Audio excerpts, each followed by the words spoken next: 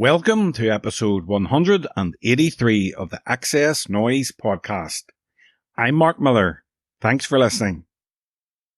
In this episode, I speak to the legendary Sananda Maitreya about his new album, The Pegasus Project, Pegasus and the Swan. If you missed the previous episode, I spoke to Gareth Dunlop about his highly anticipated third album, Welcome to the House of I Don't Know. So check it out, and if you like the podcast, please subscribe on your favourite listening platform, give us a rating, and leave a comment. Sananda Maitreya should feel proud of the mesmerising journey his music has taken since Introducing The Hardline brought him to an unsuspecting world in 1987.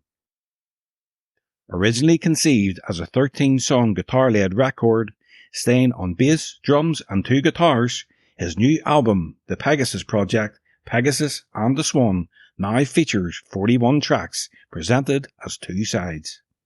It's an epic album that soars, gallops and tumbles, revealing fresh insight with every listen. In this interview, Sananda discusses the writing and recording of the album. We also delved into his name change, his Irish heritage and lots more. So sit back, relax and enjoy the XS Noize Podcast with Sananda Maitreya.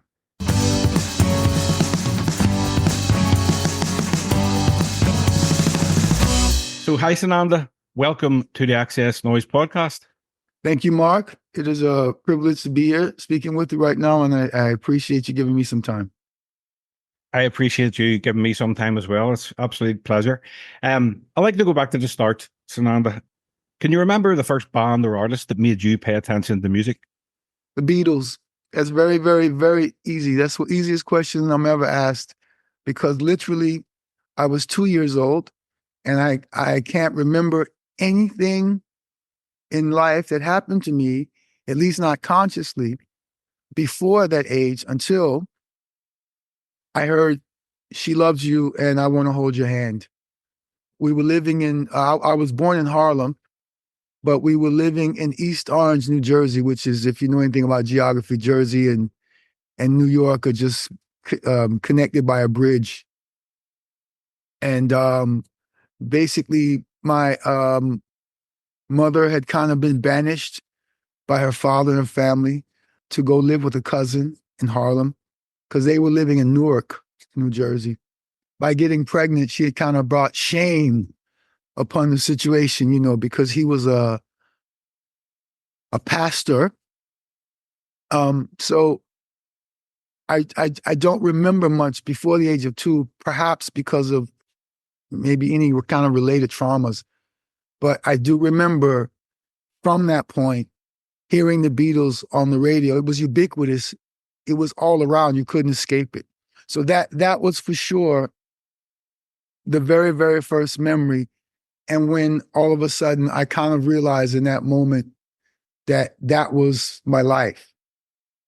The next thing that happened was, I think I was 4 and I was singing in my grandfather's church. And as I was walking off the kind of roster, the pulpit, from singing, this lady with these enormously huge titties grabbed me and hugged me and squeezed me. And she was so excited. Of course, we men understand what breasts represent on every level of our psychological development. But to a 40-year-old child, being embraced in a woman's bosom was certainly an affirmative sign that, yeah, maybe you should be doing this. You know, you couldn't receive a more visceral reaction than that. And I remember what a profound impact it made on me to associate my singing with being able to elicit that type of emotional response from someone else. That she was like overcome or something. So those were the first 2 memories associated with music. I can also remember trying to run away from my house when I was 5 or 6 was the next kind of milestone moment. And I remember on the corner of the big street that I had crossed to get to the other side of the street, there was this toy store. And I remember wandering into the toy store and seeing these musical instruments, toy musical instruments, little drum, little xylophone. And I remember being there for a long time, mesmerized. So all those signs were very, very early affirmative signs that for sure this is what you will be doing with your life. And I guess in the lineage of things that really, really caught my interest that I'm aware of, outside of that, I think the next artist that came along that really galvanized my attention probably would have been the Jackson 5. What age were you when you started hearing songs and melodies in your head? I don't ever remember not hearing songs and melodies in my head. I remember having gotten a book about Duke Ellington as a kid. Maybe an uncle or an aunt had it. And I remember basically they wound up giving it to me because they saw how interested I was in it. And I can just remember when I had the book and reading about Duke Ellington, the type of music that he was making, I could hear it in my head, but I could also hear that I was kind of just in my mind having fun with it. So basically, from the earliest age, I noticed that I was hearing music. I was rearranging other people's music. And until I was maybe around 13, 14, I didn't realize that not everyone walked around with music in their head. I thought it was normal, but you have to, of course, be in more social situations to see that, no, that's not normal necessarily. That's germane to those who have the gift for that, I imagine. But I cannot really ever remember a time when I wasn't interacting with music. I feel that my spirit belongs to music. So I don't really see much of a separation between myself and music, which might account for why I've always been prolific. I don't really see that much of a separation between my spirit and the spirit of the muse. So from as early as I can remember, I remember also being told that I had an uncle, a very old uncle who used to spank us when we stayed with him, when we were acting out. And apparently I had a song that I would sing to keep him from spanking me. Something like, Uncle Bill, please give me time before you beat my behind, or something, I was still. And then, so they would laugh about that, but it's always been a part of my life, Mark. But before your music career took off, before you started doing it professionally, you enlisted in the US Army, serving in the 3rd Armored Division in West Germany. Now, yes. Being in the Army can be character building for people. What did you learn from being in the Army that helped you in later life? Also, before I answer that question, let me also just say that my mother was also always in singing in church, whether she was leading the choir or the choir director, so I was pretty much always around music, and only gospel music was allowed to be played in my upbringing. So basically, that was another factor, that basically I was always around music or people making music for as long as I can recall. So I have to give some credit to that situation as well. As far as the Army was concerned, what happened was I was considered a prodigy as a child, and one of the aspects of that was that when we moved to Chicago, I was tested. They have to test the children to see what level of schooling they should be placed at. And the test came back, and the school wanted to promote me 2 grades above my age. My mother wasn't comfortable with me being 2 grades above my age because I was already a really small kid. I didn't start to grow at all until I was around 15. So she was concerned that even though I might be among my academic or intellectual peers, she didn't think I was emotionally developed enough to handle being with kids who were already so much bigger than I was So basically, she compromised and only allowed me to be moved up one grade, which means I graduated school a year earlier than would have been normal, and was very much looking forward to going to university. I went to university for 1 year, the University of Central Florida, go Golden Knights.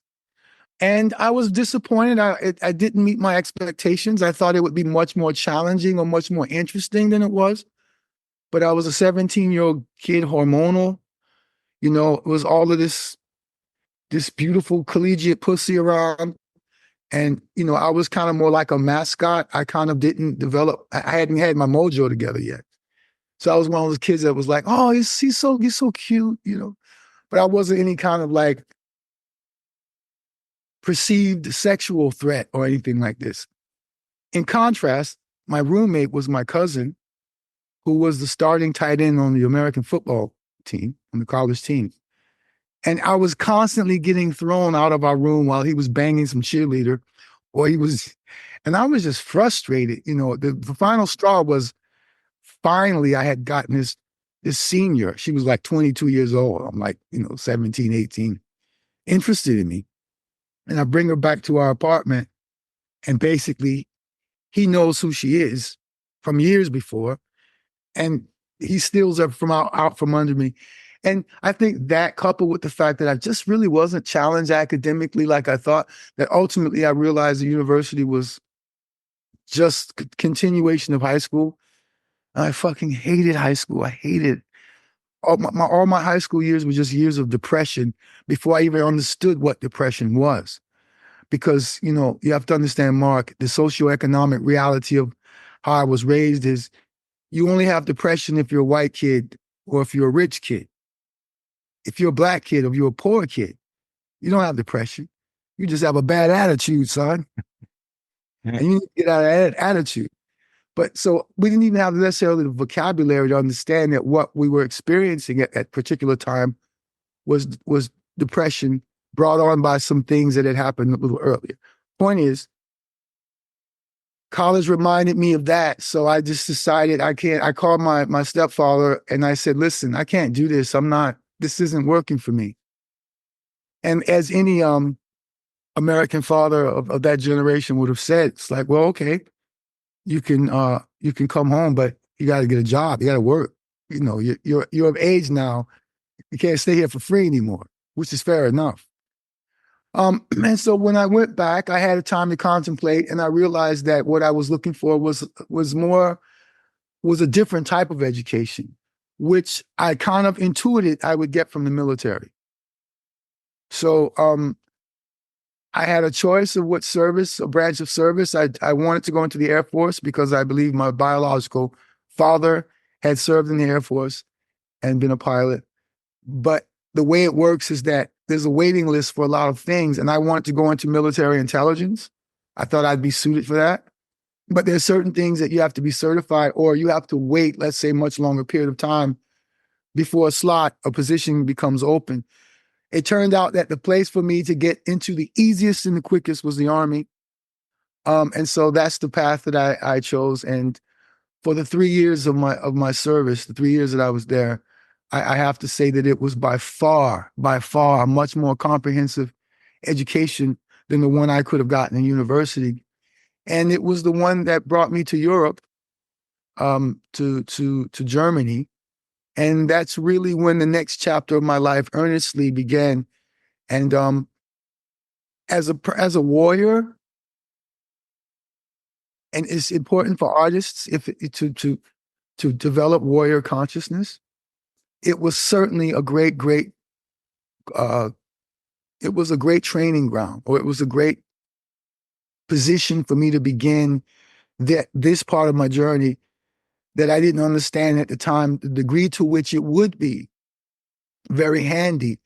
But I would not go back and change those years for anything in the world. I owe the military a tremendous amount for showing me more of who I was and galvanizing my impression that I was, I had the discipline and the requisite qualities to kind of pursue the path I wanted in life. Because it was also in the Army that I rediscovered my commitment to music. Because before that, I think around the age of 15 or 16, I had stopped making music. I had stopped singing. I had stopped playing drums. I had even become a drum teacher for a while. I was teaching other kids in the area how to play. And I was just disappointed with, the expectations around it and just some things that had happened to me that I just felt that I had associated music with pain or with discomfort emotionally. So I stepped away from it. But it was when I was in Germany that I basically rediscovered my commitment to it and its calling. And that was an interesting story, Mark, because I basically decided one day, I would go every day up into the recreation center of the barracks of the 3rd Armored Division in Hanau. It's been closed now since the 90s. I think they closed it in the late 90s, which if I had known that, I probably would have tried to make a trip there, just to send them to please the sentiment of the situation. But I remember I had a cassette copy of Rod Stewart's "Tonight I'm Yours" album.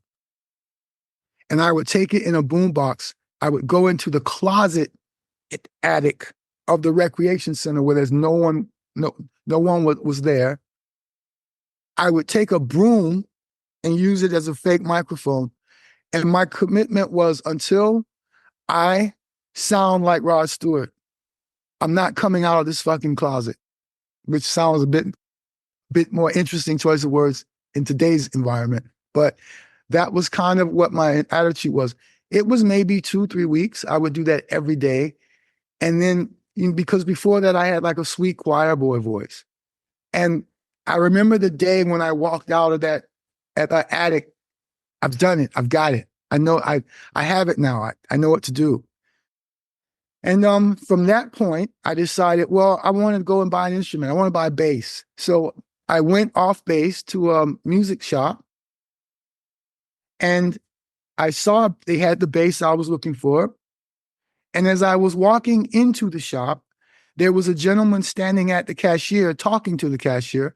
And I overheard him saying that he was leaving his group and they would probably be looking for someone else. The person had to be able to sing and play guitar. So it was just so fortunate that in that very moment, I happened to be there. And I just said, hey, I'm a singer. I play guitar, and I hadn't made music for years before that. Mm-hmm. But he just said to me, well, we exchanged numbers. He said, why don't you meet me here tomorrow? Or there's a guy that you will meet here tomorrow who's from the band, and they'll give you an audition. So basically, I went to the audition. I was picked up by the bass player of the band. And when he put me in the car, he said, where's your guitar? And I said to the time, honestly, I don't have a guitar, right? And I remember him saying to me well, then you better be a hell of a singer. And then I got to anyway, I passed the audition. And from that point onwards, that's when music came back into my life. It was a band called The Touch. We actually did pretty well for ourselves, all things considered, during the time we were together.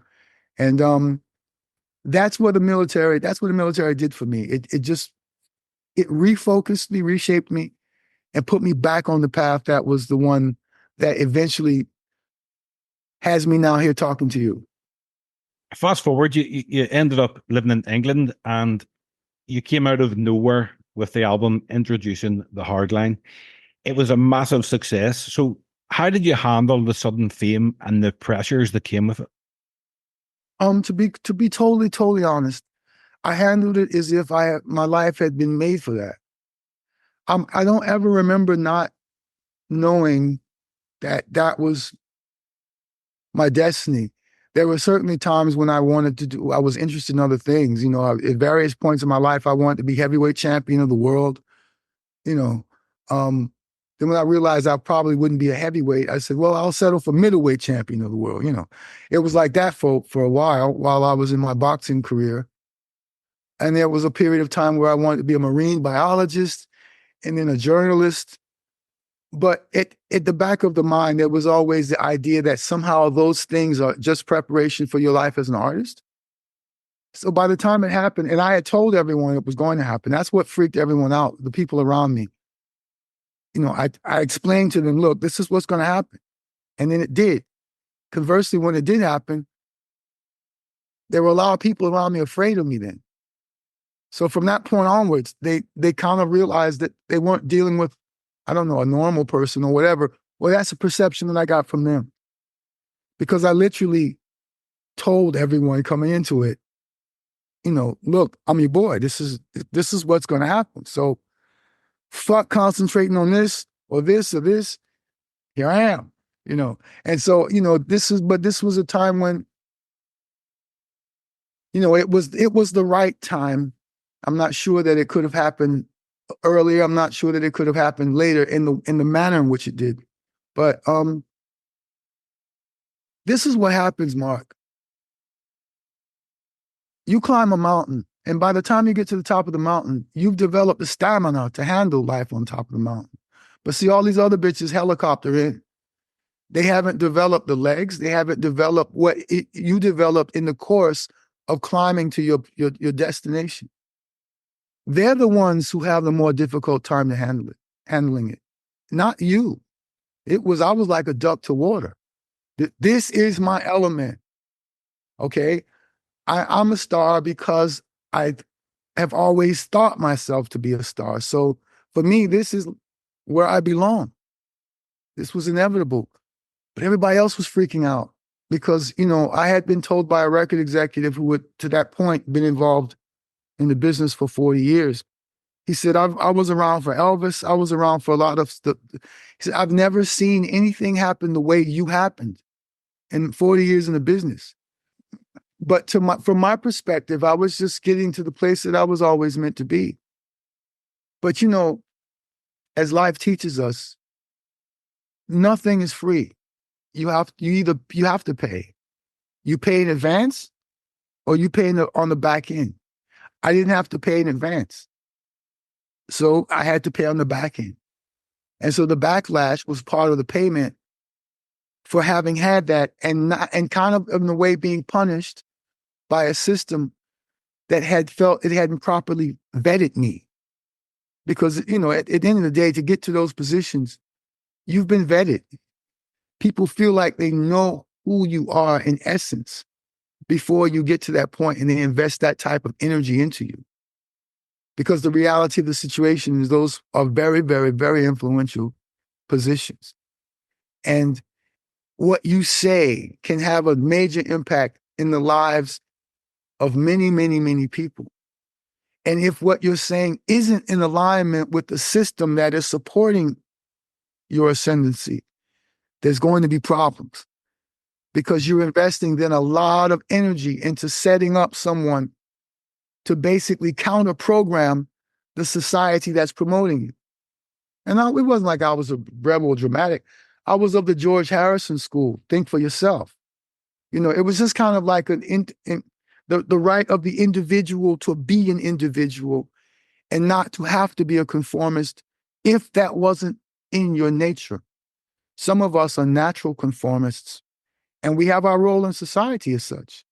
You don't need everybody in society, being John Lydon or Johnny Rotten. You have to have some intelligent anarchists to keep the system honest. But you can't have everybody like this. You got to have some people in the choir singing songs. So it wasn't a criticism.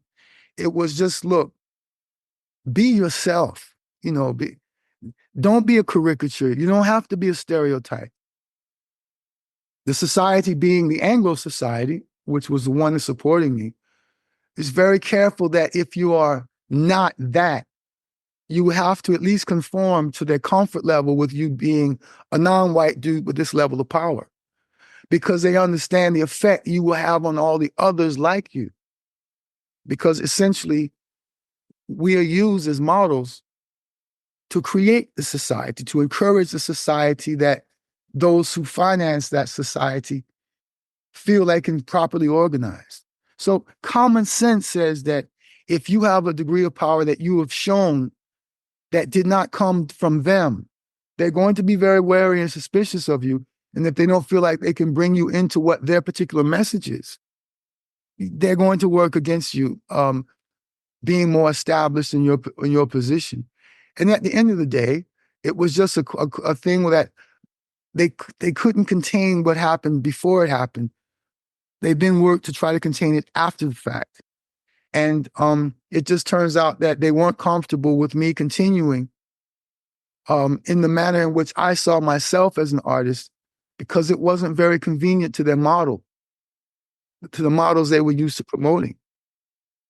And everything that possibly could have gone wrong, the company changing, management, changing, everyone being there who was there before being replaced or promoted or going independent, because, that cliche about being a victim of your own success, where the landscape around you changes so dramatically that everyone starts cashing in on it. Then you don't even know the people around you anymore. So, I can imagine from the outside, it looks like, wow. And then what happened? But that basically, the way it happened was in and of itself, that which had contained the seeds of its demise, because they hadn't had a chance to see what it was they actually were promoting before it got out of hand and got away from them. And at which point a company just follows the money. They say, well, look, in the meantime, we can always make the adjustment on the back end. Meanwhile, let's get this money while this money is coming in. So it was quite an adventure. I wasn't really negatively affected by the success. I finally felt at home, but it was with the backlash that came with it. One moment, the one moment you're the greatest singer that's ever lived. The next year, you're not even on the top 100 singers of the decade. You know what I mean? It's not that should matter to artists, but it's just the process you go through to realize how insignificant those things are.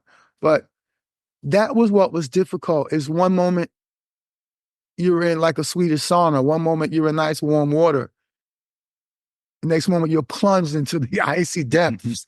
You know what I mean? That it was the shock that really fucked me up for a very long time. And because of that, is that why you decided to change your name and transform and change your music? Well, you change your music with every album. Well, I suppose the labels probably just wanted you to record Hardline 2, Hardline 3, Hardline 4. And what's ridiculous about that is that, among my heroes, for example, take Bob Dylan, take Paul McCartney. Paul McCartney has written so many songs, great songs. It's incredible. But he still only wrote one yesterday. Dylan only wrote one, The Times They Are Changing, and he's written so many brilliant on the songs. The point they don't realize is that you've got a golden goose and you're now trying to dictate the schedule of the eggs. And you don't do that with a golden goose. You leave them the fuck alone and you let them, and you take the eggs and you say, thank you. Okay. You don't look at them and go, well, these are kind of slightly larger or just slightly smaller than the last ones, but they're still golden eggs. Okay. But the other thing that's for any of us is, the reason Paul McCartney could not write another Yesterday was because the guy who wrote Yesterday, the guy he was when he wrote it, he was never going to be that motherfucker ever again. Circumstances were filters, were antennas. Circumstances, times in your life are what create the receipts of our experience that we call these songs. So he could have spent the rest of his life in vain trying to write another Yesterday. He'd have been a fool. So he didn't. He just moved on to other great songs. Because the guy that I was who wrote The Hardline could only exist in time once. I could never be that guy again.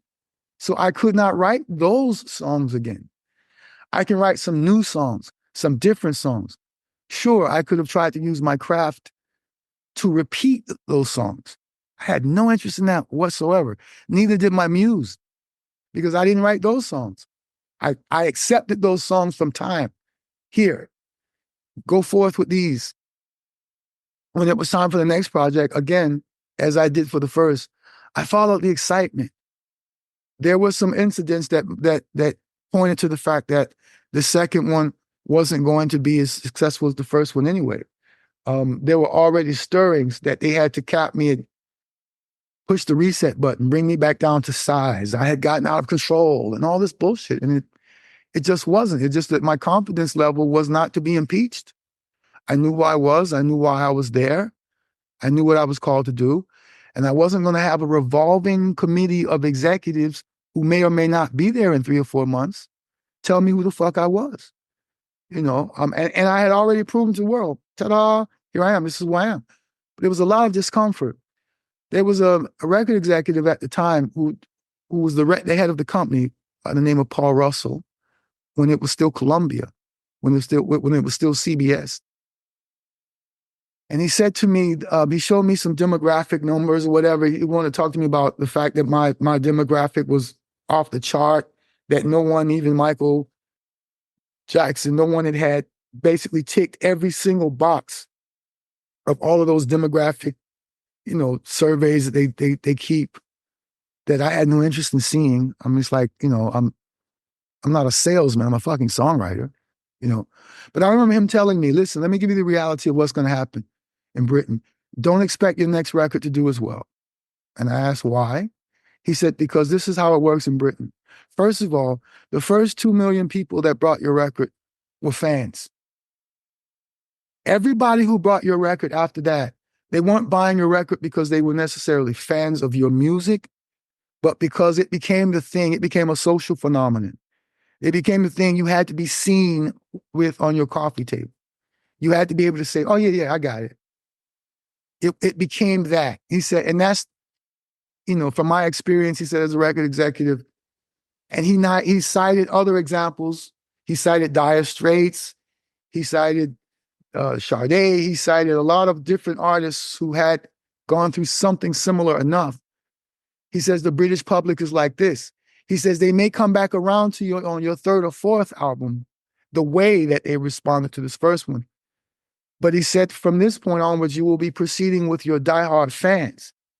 But those numbers that it became were inflated by people who bought the record just because it became the social momentum of the situation became overwhelming. He said, don't expect that again anytime soon. And of course, I did think later in retrospect whether that had at least some subconscious influence on the direction that I took Neither Fish Nor Flesh in. But again, I was going in that direction anyway. Was just naive enough to believe that the label would be very responsive to that particular vision, because I was certain that what I had done was another new beginning. Because, when the first record came out, they didn't even know what to call the music. It was after the fact somebody said, hey, let's call it alternative soul or neo soul or something. I think it wound up being called. And then they wound up calling Neither Fish Nor Flesh alternative soul or indie. It was like, look, I just wanted to get away from all these fucking labels. Fuck these labels. Let me develop. So I hope that answers your question. It's a lot of these questions, when you're asked, you haven't thought about these things for many, many years. And often you haven't thought about these things for a reason. Mm-hmm. Because you have to kind of shake off traumas and bury them to keep moving forward, to keep your momentum going. You have to at times just learn when to turn the other cheek and just try to let it roll off your back. Until the point, of course, when you realize the best solution is just to not have to worry about any of this and just be as free and independent as your artistry demands. And so you've been independent for quite a few years now, and you've just released your 13th album, The Pegasus Project, Pegasus and The Swan. It's absolutely excellent. The album features 41 tracks in 2 parts, presented as 2 sides, Pegasus and The Swan. It's epic. The new album was, I think, 2 years in the making and the final part of the trilogy. Did you go into writing and recording of the album with any ideas how it should sound and the kind of songs you wanted to write about? Well, the span of time, it wasn't exactly, first of all, let me correct this. It wasn't exactly 2 years. The span of time was roughly 18 months. But it wasn't like I was 18 months in the studio. I say the span of time because, with COVID and the aftershocks of COVID, the way the project was done, I couldn't go all the way through. I've always recorded by myself. It's just me and my engineer, Matteo Sandri. And I really, really, really love working that way. It's so cathartic, and it's just, I've been doing this my whole life. So, sometimes when people say like, wow, wow, you play all the instruments, it's impressive. Yeah, but I've been doing this my whole life, so I should be able to do this at some point.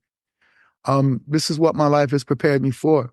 But so this project wasn't just the usual me going into the studio and coming out when I was finished. Once it was determined that I would work with the chamber quartet, once it was determined that I would work with the Diego Basso and the Budapest Art Orchestra, I had to accommodate the timing for them. Of course, Diego Basso is Italian. He's a Venetian. And so the time had to be right for him to reconnect with his orchestra in Budapest. And so that's why the span of time was the way it was. But it didn't literally take 18 months to do the project. I did my part of it the way I normally do it. It took maybe about 2 months. And then everything else just took the time it took. But we were still also receiving the benefit of how well received Pandora's Playhouse was. So there was no rush, and I am the record company, so I don't have to work according to quarterly projections or anything like that. So, but what's important when time passes like that, when you have a span of time like that, is that a project gets to incubate and breathe in a way that it doesn't necessarily when you go straight through and you record.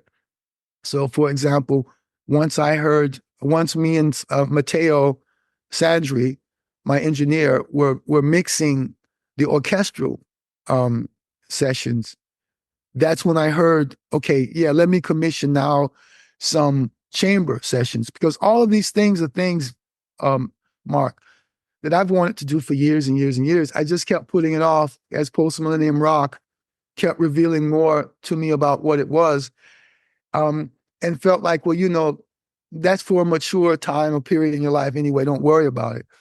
But eventually, Diego Basso, who calls me roughly every 2 years to ask if I would work with his orchestra, I just finally got tired of saying no, and it felt like that he kept pursuing me for a reason that I should trust.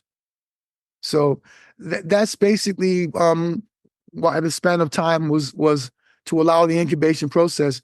And then when I decided, okay, yeah, we need some chamber stuff, then I these 4 songs, and then because here's the arrangement, and then you find the people, then that takes the time it takes. It was an epic project as far as even how it felt. And I have to say that when we were mixing the orchestral parts of it, I kind of knew then that it had taken on a life beyond what I had anticipated. Because the original idea was for the 13th album to have just 13 songs. And I was going to do more of a power pop record, more kind of homage to like Todd Rundgren and, Big Star, and this period of time when, like, the Strawberries but once I realized I couldn't keep saying no to Diego Basso and the orchestra, it took on a different life of its own, and it became this thing that now we're talking about. Yeah, you're so prolific musically. All of your recent albums have been double albums. Some might say double albums are too long, but all the songs on your albums have been quality songs. So how hard is it to maintain that quality? It's funny. I remember the great Muff Winwood, who's an A&R legend, and the older brother of Stevie Winwood. He was my A&R man at CBS in the early days. And I remember him, he came in, he was a product of the 60s. He was in the Spencer Davis group. He was a product of the 60s. He had produced Dire Straits. Great resume. But I remember him saying to me once, no one can produce more than 14 songs that you want to hear. The Beatles didn't. You can't. I'm like, fuck you. You know what I mean? Every time he would say something like that, I would take it as a challenge. You know what I mean? Nobody can write more than 14 good songs. Okay, so then it became like, shut up. You know what I mean? And next thing I'm giving him an album that's got 16 songs on it. And you go, because from the very beginning, I had creative freedom, artistic freedom, and it was an interesting relationship with Muff. I had immense respect for him, but I always knew who I was and what I wanted to do, and I didn't care about all that old dogma. And the other thing you'll notice is that I started putting a lot of songs on the record when our listening habits started changing. People don't consume the way we used to consume. So it's not like I expect someone to sit there and listen to it all the way through from top to bottom, because nobody listens like that anymore, which kind of then means one doesn't necessarily have to worry so much about how many songs there are. For me, the point is that they're not pointless. The point is they're not there just to increase my numbers. Like, these songs are here because this project insisted that these songs be here. For example, I had already completely finished the record, completely. I was exhausted out of my tits, okay? And then I go to the mountains to take a break, and after about 2 or 3 days, thinking, oh, that was such a long, oh, great, I'm so glad that's over. Then all of a sudden, out of nowhere, I hear this song, and the song is Camden Town. And Camden Town was the very, very last song that was recorded for the project. I had to reopen the sessions because for a week, I said, okay, I'm going to be in the mountains for 2 weeks. For a week, I'm going to see whether or not this is just a chimera that I can forget. Because for me, it's like, all right, I really like this song, but it can be for the next project. But when something is meant for something, it will nag you, it will nag you, it will nag you. And you'll know, if you don't record this, you're going to spend the next 2 or 3 years with this song in your head and asking yourself, why didn't you just record this fucking song? It would have obsessed me. It would have haunted me. And I know that about myself in my process enough at this point. So after about 3 or 4 days, I said to my wife, I said, you know what? I said, fuck it. I think I'm going to have to go back into the studio. I've got this song, Camden Town, and it just won't leave me alone. So I said to myself and my wife, I'll give it a week. And if after a week, it's like, it subsides, I'll just leave it to the next project. It just wouldn't. So basically, it's to say that, and I'm saying that to say, these songs are on this project because these songs demanded to be on this project. And from the very beginning, I realized this is going to be an epic project. Now, when I was recording Prometheus and Pandora, it was 3 CDs, and it was only meant to be 2 CDs. But what happened was, in the span of what felt like a year, 4 people really close to me died: Prince, George Michael, David Bowie, and Tom Petty. And at the time, I was still drinking at least enough that in order to basically handle this, I stayed in the studio. That was my therapy, was just to keep recording. Prometheus and Pandora wound up being 3 CDs, and the 3rd CD was just a product of grieving the loss of people who meant a tremendous amount to me. And just the feeling that it inspired in you that, hey, none of us know how much time we have. And I was very, very, very close to Prince. But one of the things I never wanted to do, because he was also known for being very, very prolific, I didn't want to die with a vault full of songs and tons of unreleased masters. And I wasn't interested in that. It's like, here's my harvest. And if you appreciate what I do, take it in that spirit. I do what I can to make sure that records are cohesive, that song order is supportive of one another. There's a science that I put in the craft into all of that. So who we are has changed. And I feel like my mortality as an artist was definitely greatly refocused during that period when everyone was dropping, was leaving the planet, was leaving their bodies. And I think that might have also contributed to my idea that, just if it feels right, if it's good, just go with it and put it out. And let's not worry about how people are going to receive it. They'll listen to it the way they listen to it. I'm glad you mentioned Camden Town. I love the line, when the ink is dry and the die is cast, but at last I heard the bells in Belfast, so now I can't walk away. That song just wouldn't. And, you know, I keep, in the mountains, I keep a keyboard and a couple of guitars. And I went there just finally to get away from all of this. Like, Jesus, this has been such a demanding project. Look, every project, every artist is transformed from one project to the next, or it's not real. So everything we undertake, every project you undertake, you're a different person than you were at the beginning of it. It's supposed to transform you, and it does. So I was like, okay, this is enough. This is enough. And this song just kept in my sleep. It was fucking me. It was literally like, you will regret if you don't do this. So I remember one day just getting up, you know, going downstairs to keyboard and fleshing out the song, kept writing the song, and then say, let me see, should I play on guitar? So then I went to guitar, blah, blah, blah. And then I just remember one day with my family had gone skiing or something.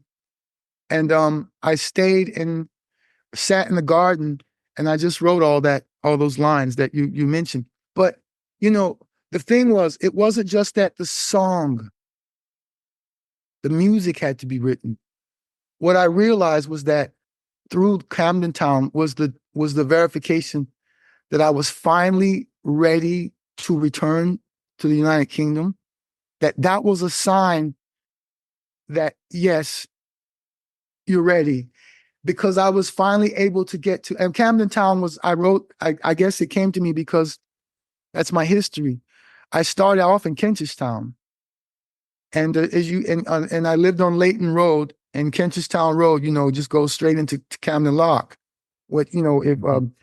So it was a part of I started there. So I realized it was a testament to the fact that I was ready to return, because I was ready to face the subject of my origins there.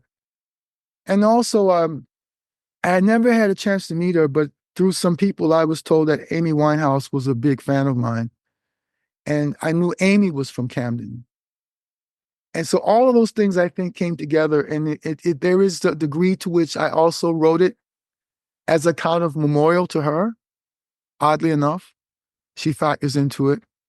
And I know that Oasis and those guys also had a connection to Camden in their beginning as well. So, and it's ironic because I think on one of the streaming services, there's actually now a documentary called Camden. There is, yeah. Which is, and I just thought, fuck, I should have done this song earlier. I could have gotten into it, you know. But yeah, I think that there was an emotional significance to that song that allowed me to finally unravel the gratitude that I had for my beginnings there in the UK. There's so many great songs on the album with different styles, different genres, different instruments. But one of my favorites is Waiting for the Light to Change. It's a beautiful song, and it's you just mainly singing a cappella. Yeah. That was simple. I've, for the past, I don't know how many years, I'm a publisher. And sometimes the publisher will speak to you, the publisher in your mind. So 2 songs, I will give you an example of the publisher saying, hey, what about, because I respond to the muse. Occasionally, the publisher will say, you know, it's been since Hardline that you've done an a cappella song. And just from the publisher's perspective, it actually was the most covered of all the songs I've written, because a lot of DJs, a lot of artists, a lot of remixers use that as yet untitled in their own compositions. So there was a side with me, it was like, also, I had just remastered, remastered with the great Martin Ware. We remastered Introducing the Hardline. And then that also reiterated the effectiveness of a cappella, because that was an interesting story as well, Mark. we were the very, very last day of mixing the hardline. We had a deadline, a very hard deadline. And we were exhausted. And Martin turns to me after we mixed everything. He breathed out a sigh of relief and he says, "It's excellent, excellent, but it's missing one thing." And I'm like, I was kind of offended. Who the fuck you mean? It's missing one thing. And he said, "Yeah, I just feel like we have everything, but I feel like I want to hear something with just your voice, just your voice."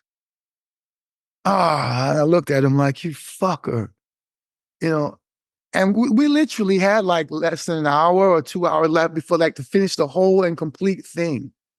I was so angry at him. And we were in Robin Millar's studio at that time. I forget, there was a studio that Robin Millar, the great producer of Sade in her early years, he used to use this place a lot. And I remember it was right across the street from Jive Records. It's amazing, these memories coming back. But there was a canteen in the studio, of course, and I said, "Oh, you fucker." And so I went and got a pad and a pen. I said, "Okay, give me 15 minutes. I didn't know what the fuck I was going to do. I didn't know anything. And I went to the canteen, and As Yet Untitled just came out. And I think from 10 to 15 minutes, it was done. I came back into the recording room, and I said, "I think I have something." He says, "Great. Boom, let's go in." And then I did the first take. I said, "Okay, I'm warmed up. Let's do another one." And Martin Ware says, "Nope, it's finished. We got it." I'm like, "What do you mean? I was maybe a little flat here. I could have sung this better." No. This is what we want. We want your naked, natural voice. No perfection, just what this is. So that's how As Yet Untitled came about. And I guess, I don't know, almost 40 years later, it took for me to realize, let's do that again. Let's revisit that. And that's how Waiting for the Light to Change came about. So when I decided that the album had to have it, I was walking home because I like to walk back and forth to work, to my studios. As I was walking back, I was waiting at the crosswalk for the light to change. And I said, that's it. Waiting for the light to change as a metaphor for two people stuck in a relationship where they've become perhaps too comfortable with one another. And, we've all been in enough relationships to know there's that period of time where it seems to be going in two different directions and who knows what's going to happen. So I thought the idea of two people sitting in a car who were growing estranged from one another and waiting for the light to change, that made sense. So, again, I remember going home and I sat down and wrote pretty much the whole thing. I think when I recorded it, I added a verse. But that's how that came about. The other song that the publisher kind of interfered with was the birthday song. The birthday song started off as a Christmas song. And when I was playing it, when I was arranging it to record, I just thought, this is going to be so fun to play live. And if you listen to it, the intro, I deliberately took the Beatles, da da da da da da da da da da da. Oh yeah, I tell you something. So I deliberately took that intro, again, and as homage to them. And it was a Christmas song because I've written one or two Christmas songs, but I was like, it's been a while since I've written a Christmas song. Let's write a Christmas song. And the more I played it, the more I realized, dude, you're only going to be able to play this live if you do like Christmas season tours. This is fun. But if you change it to the birthday song, you can play it every fucking day. It's relevant every day. And I thought, yeah, that's what I'll do. So that was a publisher's mentality. Like, you're limiting the song, at least its live availability, if you keep it a Christmas song. But if you make it a birthday song and you haven't written a birthday song yet, then you've got the answer to the situation. So we play it now in concert, and every day I say the same thing. It's like, it's one of you bitches' birthday, at least one of you, so hey, happy birthday. So that was two examples where it was kind of more of a publishing mindset that allows you to a bit more creative freedom to do something you might have otherwise have done differently. I read that you're planning a musical based on the album and the documentary. What can you tell me about that? Well, to be honest with you, Mark, that's been on the table for so long. The musical is a more recent thing. The musical I was offered right before COVID by the National Theatre of Italy. By the time, but I said to them then, I said, which at the particular time, I said, it's going to be called Prometheus and Pandora. I already knew the subject matter, as the album title was as well. And I said, but I was in the process at that particular time of doing Pandora's Playhouse. So I said to the National Theatre, I have to finish Pandora's Playhouse before I can take this seriously, consider this. Then, of course, COVID happened. And so I recorded Pandora's Playhouse, the predecessor to this album, the Pegasus Project, during COVID.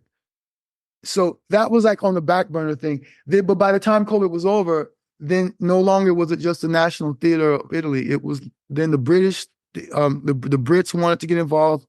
The Americans wanted to get involved. So all of a sudden I had like the possibility of Broadway, the West End, and the Italian theater. And I just felt that, okay, I'm not sure if I'm ready for that, because I knew that there were other projects that I needed to get out of the way first, which was the Pegasus Project. Because if I commit to the musical, I'm literally taking 2 years out of my life just to focus on that. And then who knows how much more time it takes. Once you open that Pandora's box, you just don't know the length of time it's going to absorb your life. And I knew that I had promised to do some touring, that there were other things I had to get out of the way first. Not to mention the fact that, there was movie opportunities. There was a lot of stuff. And I wasn't sure whether the musical should be a movie. There was a lot of balls still being juggled in the air. And rather than commit myself, I just decided, you'll know when the proper time is.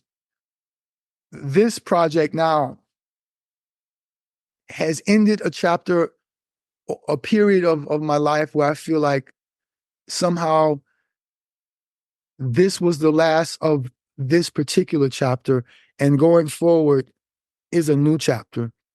So all that's up in the air. The documentary thing is, I had promised Sony that when they finally realigned my old catalog with my new reality, as a consequence, I would give them first right of consideration for the documentary. But as has been and they agreed, they've since renamed everything. Everything is in the catalog is now Sananda Maitreya. But as happens with corporate structures, since that promise, I think the president has changed maybe twice. So when you're in that landscape, you just never know how steady the ground is. Because, of course, again, the people enthusiastic about a project, if they get replaced, these new people don't know shit about, what? And history of rock and roll music is replete with examples of that, where somebody does something and for a regime that doesn't exist anymore. We think you should go out and do a ballet album. Okay, great. Then you do. By the time you finish it, there's some completely different people and they think you should do a country record. So yeah. Detaching from that has been hugely helpful to my development, but it does mean that those kind of things, you have to wait and see how the landscape settles before you commit yourself. And I'm not obliged to them, but I'm a man of my word. So those things are kind of on hold, contingent upon when the time seems right, Mark. And there's also some of it's me. There's always another story right around the corner. So you feel like, why should you rush to tell your story now when you're just adding chapters as you go anyway? And there's also the reality that my vanity is a particular type of vanity. It's like, I could have a movie on my life, it'd be a great movie, or I could not. It's as long as I get a chance to make music and communicate with people, that's the foundation of my existence, and I'm content, and we'll see what else comes along. Well, you're communicating with people at the moment. You've the new album out, and you're currently on a short tour. You're in between shows as we speak, which also includes a show back in the UK. You're coming back to the UK for the Love Supreme Festival in July. Your first in over 20 years. So, are you looking forward to coming back? For the first time in a very, very, very long time, I can say yes. It's just time. England had a profound impact on me. I've always been what probably would be considered an Anglophile. My most profound musical influences would have been, for the most part, more British than American. The Beatles, the Stones, the Who, the Kinks, everything. That whole first British invasion thing just fucked me up. Because I understood, I got that it was a beautifully bastardized form of music that was a hybrid between the English sensibility and what they picked up from their love of American culture. So I got that whole thing. It had a profound impact. And the presentation, everything about it was just so right. And so between films, between literature, between music, I've always had a great connection to English culture through those mediums.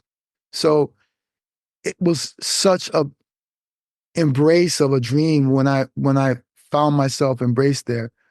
But I just wasn't ready for the venality of the venal nature of having to pay for the success that I had. And the way I was fucked took me a real, real, real long time to overcome the trauma and just the bitterness and the anger and the fuck you bitches, And so I just walked away and felt like until they're ready to absorb the reality that I had to transform into, it didn't make any sense me going back there and agitating those old demons anyway. That it was going to take the time that it took, and that until that time announced itself, it would be in my best interest to just stay away. Plus, as I said, I had a lot of work to do internally, psychologically, just to overcome the bitterness and to remember the more beautiful times, to remember a lot of what I had forgotten or misplaced as I was going through so much anger and disappointment. But I have an English family. I have 3 children. My oldest daughter is English, born, bred, and cultivated. She absolutely loves it. She's a Londoner. And I had to eventually face that anyway, so the Love Supreme thing is what allows me the opportunity to do that. We have, of course, been offered a lot of work in Britain over the years, but we decided that we would treat Britain differently and come there as a separate entity and not attach it to all these other current dates. Point being is that when we come to Britain properly to tour, we want to just be in Britain for a while, in Ireland and Scotland, and just deal with it like that, because it means and it has meant too much to me to just treat it like just another stopover. There's some emotional weight attached to it, some psychological consequence, and I just have to make sure that I'm prepared for that. Well, I hope it's very soon. Hopefully, we'll see you in Ireland, Dublin, or Belfast as well. Yeah, we've got a lot of nice offers that we will now be taking more seriously as we now focus on when specifically we're going to come and do the UK. But there is no way possible that I could come there and not be among my Irish, because, again, I have Irish blood, and people spend too much time, especially we Americans are like, oh, I'm Irish as well, but blood doesn't lie. And it doesn't matter if it was your grandfather, your great-great-grandfather, the blood doesn't disappear. It's once it's logged in, it's there. And someone once asked, how Irish are you? And I said, well, it's like, I don't know, come and slap me and call me an Irish bastard and let's see. You know what I mean? Yeah. The moment dictates, the music dictates, the spirit dictates. It's just that when I had the privilege of spending half a year in Ireland in the late 80s. And it was just one of the most beautiful experiences, like a place that you are so familiar with, even if you've been there for the first time, because your blood resonates with truth. Somebody of my blood was there before, and I could feel that connection. And then it's just no way. I feel similar about the Scots. You know, when you're there, it's like, this feels like where, you know, you just feel comfortable being amongst people who you feel you have a connection with. And then, of course, there's the oppressor syndrome. You know, when you've been oppressed by the same culture, there is a kind of camaraderie you're going to feel with those people. So, you know, that cliche that the Irish are the niggers of Europe, you know, you kind of do feel some connection to that culture based on the fact that you also understand what they've had to deal with just by virtue of being Irish. Just a couple more questions, Sananda. I like to ask my guests the following questions. For us music fans, music is the soundtrack to our memories. What song or album, when you listen to it, brings back the best memories for you? Well, I would probably say, if I listen to a Hard Day's Night soundtrack, it takes me to a special place before I started to understand the pain of life in the same way. I could maybe say the same about Rubber Soul. If I listen to Superstition by Stevie Wonder, I'm taken back immediately to being 10 years old and being at my cousin's house. I had two cousins, a boy and a girl, named Tiger and Ladybug. And I remember they lived 2 blocks around the corner from where I lived when we were living in Daytona Beach, Florida. And I remember them saying to me, hey, come, you got to hear this record. You got to hear this record. It's from this blind guy, right? And I remember going into their room, and they had like a little dance set, and they put on Superstition. And I remember being blown away, like, wow. Like, okay, all of a sudden some other vision of life opens up. And so the first time I heard Stevie Wonder was a life-changing event. That takes me back to a positive time when, you know, you get on your bicycle with the banana seat, you know, and you felt like you were 10 years old. And independence was literally that you could now go 5 or 6 blocks away from your house, you know. So it evokes that time for sure. That's off the top of my head. You know, I also remember the first time I heard Michael Jackson and the Jackson 5.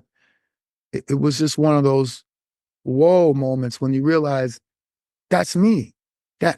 That's me, you know. And off the top of my head, I would say that those are the records that I immediately come to mind that evoke something of an innocence and a purity. But I'm sure there's also the so I'm about 15. I have a crush on this girl who comes from a life across the tracks. She comes from a wealthy family. I didn't. This was the American South. She was a white girl. I say that like this because it's silly that we still kind of identify things in that way. But be that as it may, her parents were away for one weekend because they were like both very prominent lawyers or something. And she invited me over to on a Saturday to hang out with her by the pool. I was like, this was my dream, girl. And, you know, so it's just her, me, and their maid. And her maid is looking at me suspiciously like, you know, you're not supposed to be here, right? You know what I mean? So anyway, we wind up in her room making out. And she puts on music. She says, nah. So I go and change it. She says, nah. I go and change it. I think the 4th record on it was Rod Stewart's Greatest Hits. I remember it vividly because he's wearing a pink outfit, a shirt, satin shirt, and it's a pink background. I mean, it couldn't be more gay, you know what I mean? But those things were so far above my head at that particular point. All I knew was that the moment I put on Rod Stewart, she said yes. And Rod Stewart, from that point onwards, represented to me yes to the girl of my dreams at the time. From that point onwards, I knew who Rod Stewart was. I had heard his music, but it hadn't clicked. From that point onwards, though, I associated Rod with success with girls. Mm-hmm. And that was enough to basically turn me into a disciple, into a great fan of his music. So those are things that really just pop out in my mind immediately. And I hope that kind of answers your question. These are the kind of questions when we, like, later I'll think of, oh, I should have said, or why didn't I say this? But those are the answers I can give you right now. Surely over the years, you're bound to have bumped into Rod Stewart and met him on some occasion. Have you ever told him that? Oh yeah. In fact, I speak to him, or message him regularly enough. I think last year or maybe a year and a half ago was the last time we actually communicated. But yeah, no, I have a thing. It's like, I believe in karma, or I believe in grace. And I believe that it's almost a sin to not let your heroes know that they're your heroes and that they've had a significant impact on your life. See, the thing with Rod was, it was Rod who turned me back onto Sam Cooke, because Rod has never hidden the fact that Sam Cooke was his guy. Sam, Otis, Muddy Waters, those were his guys. I knew who Sam Cooke was because I had heard his gospel music in our home, but not very, very much, because my mother was more into church choir music, because she was a choir director. And so I didn't hear so much of Sam Cooke. I just knew who he was.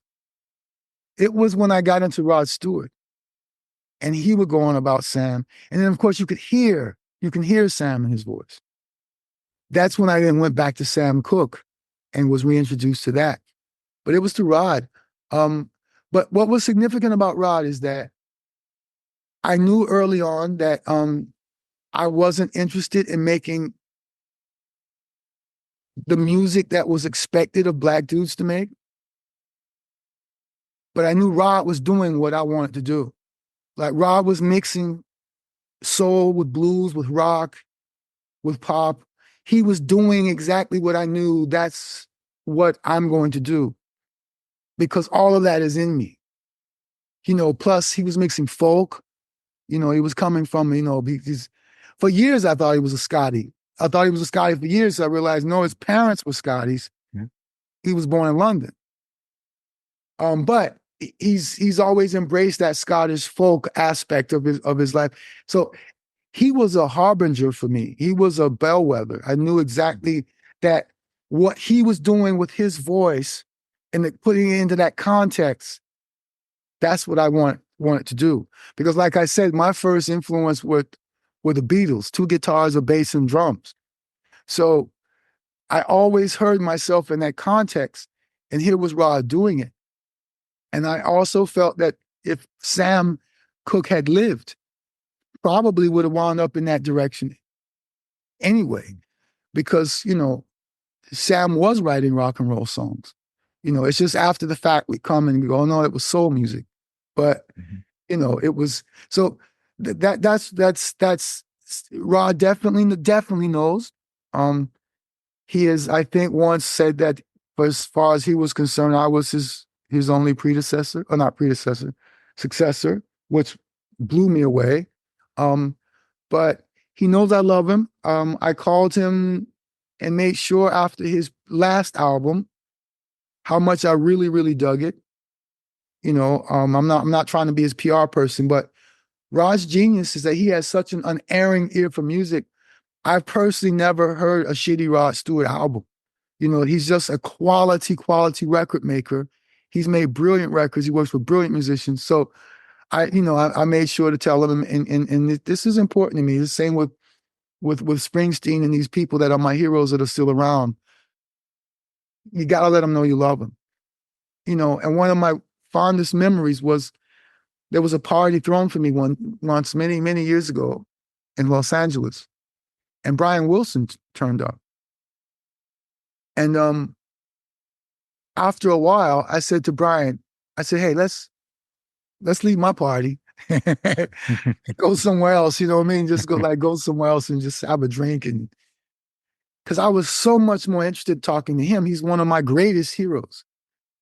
And we were we were still living in England at the time. So every time we would go to America, we'd rent these vintage cool cars. So I think we had some like Chevy Impala 66 convertible. And there's my driver in the front. And there's me and Brian in the back with one of his bodyguard. And I'm sitting in the back. It's full moon night, tops down. And I've got my arms out like this. And Brian's in the middle. And I turn to Brian and I say, listen, I'm kind of embarrassed to say it, but this is the truth. I said, listen, Brian, this is not a gay thing, but I really, really, really fucking love you, and just thank you for everything. And he's not a very gregarious guy. He's very shy. And he looked over at me and he went, thank you. And he was sheepish. He was still moved. I mean, he was like, so I was like moved by that even more. But it's important. It's important. So yeah, I let them know when I have the opportunity to let them know, because it's unthinkable not to. Last question, Sananda. If you could go back and relive one musical moment from your career, what would it be? One. I was going to say that lady who grabbed me with titties, I would have grabbed her titties and said, okay, I'm here now. But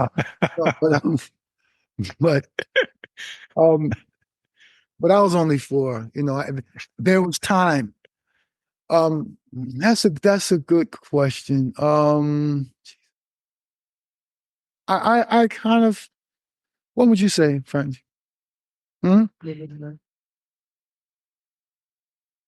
Oh, that's interesting. So I'm in Brazil. This is late 80s. And I had been and we were there at the same time as the samba schools are preparing for carnival. And I had been invited by one of the samba schools to a rehearsal. So the rehearsal was in a stadium, an abandoned stadium. And it's nighttime, it's hot as fuck.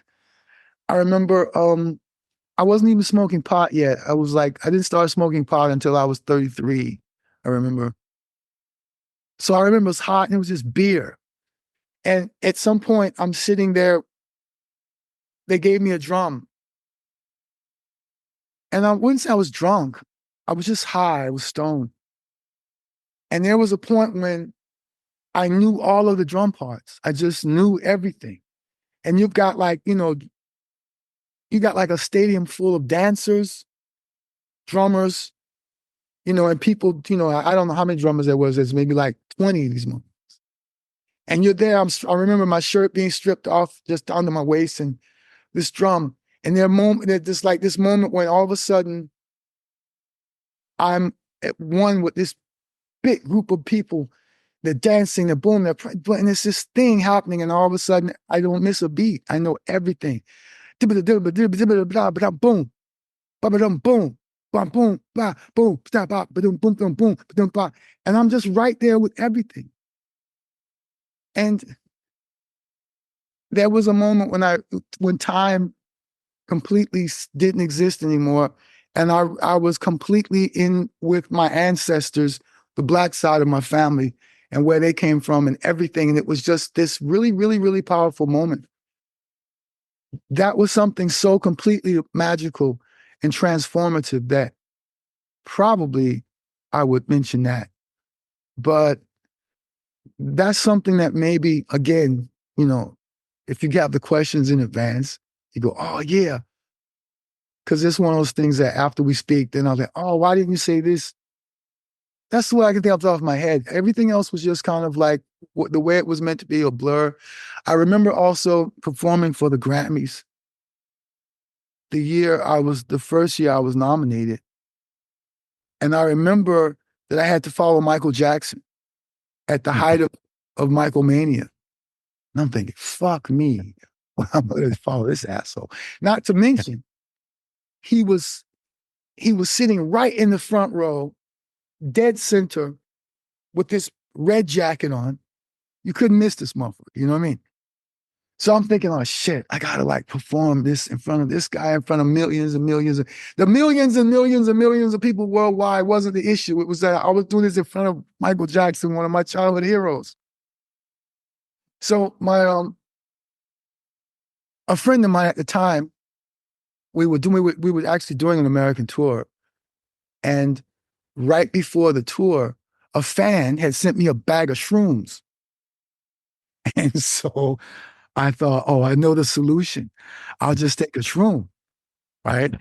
And so I'm sitting there. I excuse myself, go to the bathroom, and find my friend who's part of the crew. Or I find the person in the crew who was holding the stash. So I'm going to the bathroom, give me a shroom. Oh, what's like? Give me a fucking shroom. He was like, you're going on in like 20 minutes. Give me the fucking shroom now. You know. And so I basically wound up doing the shroom. And everything else was like, it was hitting the moment I hit the stage. It was like, fuck this. Yeah. Okay, let's do this. And that was when speaking of Rod Stewart, I stopped the song in the middle that I was supposed to be doing, that I was doing. And I did a snippet, a verse of The First Cut is the Deepest in homage to Rod. And it was completely off program. Even the band were like, what the fuck? You know what I mean? But thank you, Magic Mushrooms. You know what I mean? And, you know, I could see Michael in the front. I was trying not to look directly at him, but you couldn't help but see this guy in red, just like, you know, getting into this thing and doing it. I was like, Now, if I could relive that, what would I have done differently? I would have taken 2 shrooms. Okay, and really gone for it and said, fuck the rest of the show. We're going to do a concert now for you. But those are the things that kind of stand out in my mind. Also, you know, also the fact that the first time I was able to perform with Springsteen in Madison Square Garden, I mean, Madison Square Garden in and of itself is a dream. And the fact that Bruce invited me to do that was awesome. Because he had come to a show of mine earlier. We were somewhere, and I walk backstage, and I see this guy, and I'm like, the fuck, this is like Bruce Springsteen. You know, it's like, okay. Anyway, so from that show that he came to mine, he said, hey, I'm doing Madison Square Garden, a benefit or something in 2 weeks or something. I would love if you would come join me. And it's like one of my heroes. So I'm like, fuck yeah. You know, and so and then that feeling of when we started singing together, like we were born to sing together. You know what I mean? And see, that's interesting because when I was in the Army, when I was stationed in Fort Sill, Oklahoma, I had 2 posters on my wall in the barracks. I had the poster of Bruce Springsteen from The River. Well, I had 3 posters. I had the Tattoo You from the Rolling Stones poster. And I had the poster of Prince from Controversy when he was in the shower in his fucking drawers with a cross around his neck. Now, color me shocked that I didn't realize how gay that might have seemed to my roommates. And then talking to the other guys in the barracks, like, this dude just got a fucking picture, a naked picture of Prince. And like, and I'm thinking like, fuck. And it just did, for me, it was a picture of Prince. I didn't care if he was semi-nude. I didn't give a shit. And it just didn't dawn on me how that could read to the rest of the room. And, you know, so basically, I said to both Prince and Springsteen later, I almost got my ass kicked for you guys, you know, because I had to defend myself. Like, hey, man, what's this about you? Why you got Bruce Springsteen on your fucking wall? You know, what's going on, man? It's Bruce Springsteen. You know, I mean, why you got Prince on your wall? And I had to like stand my ground, you know, like, fuck you bitches. You know what I mean? And it was funny, but it didn't occur to me at the time that would have been seen as weird, you know, but I have told that story to them both. And they both found some amusement in it, as you might understand. But so to wind up on stage at Madison Square Garden, singing with Bruce, and that natural chemistry we had, that was really incredibly special. And then when I was remastering The Hardline with Martin Ware, he reminded me of a story that I had completely forgotten, where when we were mixing The Hardline, Prince in America had already heard that there was this guy that was being compared to him. This was before the record even came out. And Prince had basically called the studio. He got a hold of the studio and asked if he could hear the demos. And I said to Martin, look, he's a hero of mine, so you handle this one, right? So Martin just very respectfully told him to fuck off. You know what I mean? Like, hey, we're flattered, but you'll have to wait like every other motherfucker when it comes out, and then you can have a copy. We'll sign one for you and send it to you. Really. But those were the days of innocence, as William Blake would have called them. But also, I shout out respect. This is completely off, but the artist that I am isn't just because of musical heroes. I also have literary heroes that have been huge influence on me.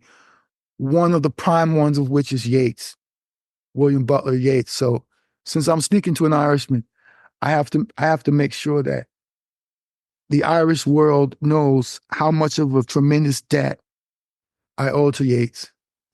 I can remember many, many, many years ago, there was a German journalist who compared my work to Goethe and Yeats. And I was so moved that he got the Yeats part of it, So let the record show that I've also always been close to what Irish culture I've been able to experience, including Oscar Wilde, and just the great respect I have for the journey of our people, if you will. Mm. And I just want to make sure that's understood, because when I come back, when I get a chance to come back, this shit is going to be on fire, because I'm going to make sure it's on fire. When you're back in front of the people that can handle what you're doing and feel it in a way, because they have the capacity to feel as deeply as you. When you're with those cultures, those people, there's always an extra thing, and it's like every time I go to Scotland, I insist, no matter where the promoter wants to place me, I insist on going back to the Barrowlands. Because I just remember when you play for the Glaswegians, when you play for the Scotties, and you come correct, you come for real. There is no other feeling like being in the Barrowlands and having this floor jump up and down like this, and your equipment and your amps look like they're gonna fall over and shit. There's nothing like that feeling, but there's just that Celtic thing. And I'm blessed to have what portion of it has influenced my life. I'm also blessed to know that the roots of the Celtic culture also went through North Africa. So that there's this whole thing that we don't really know about so much, about why Celtic culture was so universal, so powerful, and so persuasive. But I'm just glad to have a piece of it in my genetics. And I will be very, very much looking forward to coming back to the Celtic lands and sharing this love that has become my brew, that I get to share with others. Well, hopefully it isn't too long. Sananda, that's me done. Thank you very much. It's been absolutely amazing. We spoke for an hour and 40 minutes. Really, really, really enjoyed it. I have to. I know I have to go as well. But this is incumbent upon me, because I didn't answer a question of yours directly. The reason I changed my identity was very simply that I had reached a point of crisis, a tremendous crisis, whereby it was made clear to me that the name didn't belong to me anymore. It wasn't mine to determine what to do with it. A tug of war had ensued between myself and at that time Sony. And they made it very, very clear to me that though you might have brought this name to us, we own it. This is our property. And so we are not really going to comfortably support the vision you have of yourself, because basically we see you as a Black artist. Okay. And this was America. Because once it became, unfortunately, the way the corporate world works, once it became huge in America, the Americans kind of assumed responsibility for more than the Brits. The Brits were like, well, they kind of was taken from them. Fuck, we'll take it. It was a territorial thing. Plus, he's an American. But my relationship with them was decidedly different than it was with the English company, because of course English culture is different anyway. There isn't the same degree of prejudice in English musical culture. It's good or it's not good. Okay. There was only one chart at that time, and that was great for the music. Then you go into America, there's like a chart for every possible thing, and you've got to fit into that. So I was going through a tremendous existential and emotional crisis. And so for 2 years, Mark, there was a period of time where in order to survive the trauma, I had to dissociate. But it wasn't even conscious. You just do. Your psyche protects you by distancing yourself from the thing that is hurting you. So for a couple of years, if you had said that name, I would have taken a few seconds to register that you were talking to me. In prayers and meditations, I was seeking the way forward, and it was finally given to me that the solution was very simple. If the fight was over identity, then change your identity. Simple. Just let go and move on. Because it's going to hurt anyway. To continue is going to hurt anyway. You're going to have to go through some hell going forward. The question is, which path through hell do you want to go through? You're going to go through the path where you do what they want and you will still be suffering at the end of it. Or you go through the path through hell where you do what you want and you'll only be suffering until you get to where you need to go.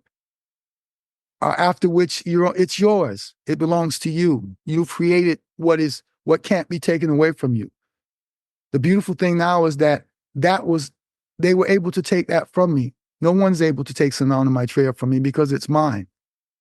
And this is why. And I also want to point out that it doesn't matter if we change our names or not, Mark. We're always transforming as human beings. Yep. You're clearly not the same person you were 5 years ago.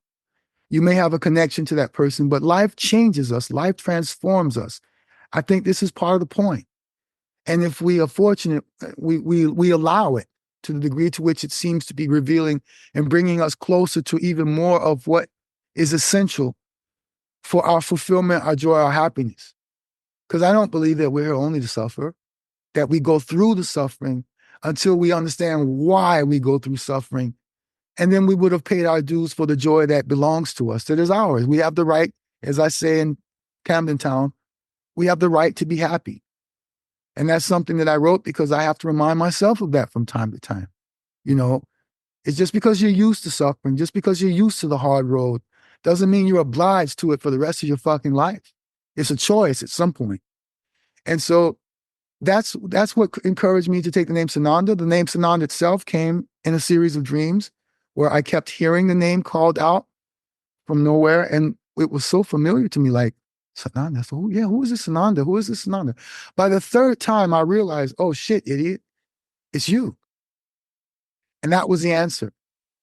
2 years, I was just Sananda. Then I realized you might want to use a last name. And Maitreya came because at the time, to get through the traumas, I was reading a lot of Krishnamurti, who was a rationalist Indian mystic, but he was more of the rationalist school. So he had a being named Maitreya who helped him and encouraged him and whatever. It just made sense. So that's the story of that. That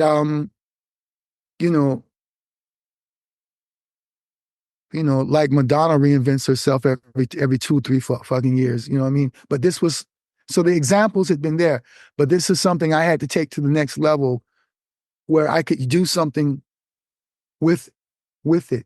It saved my life because I have no doubt that if I had continued as I was before, I wouldn't have found the life compromise worth who I believed I was in my heart. And I'd have said, oh, fuck this shit. I don't need this.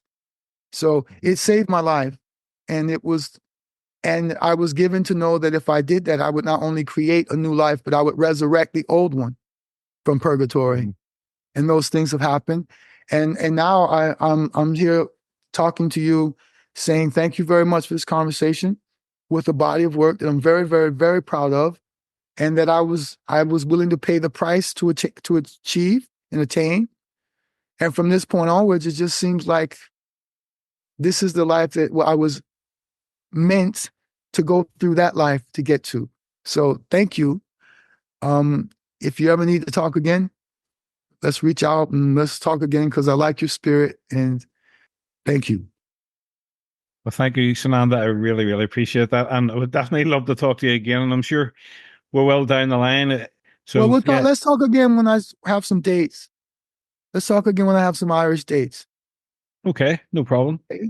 Okay. That would be great. Yeah, good luck with the album and the remainder of the dates. I absolutely love the album. So I wish you all the best with it. Mark. I appreciate it. You know, when she said Mark Millar, I got confused. It's like, wait, Mark Millar, Max Millar. What's his name's familiar? Fuck you thinking of?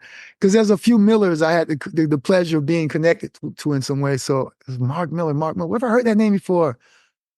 And then you think of Max Martin, you asshole, or you think of Max Millar. So anyway, thank you very much, dude. And I hope to see you guys real soon.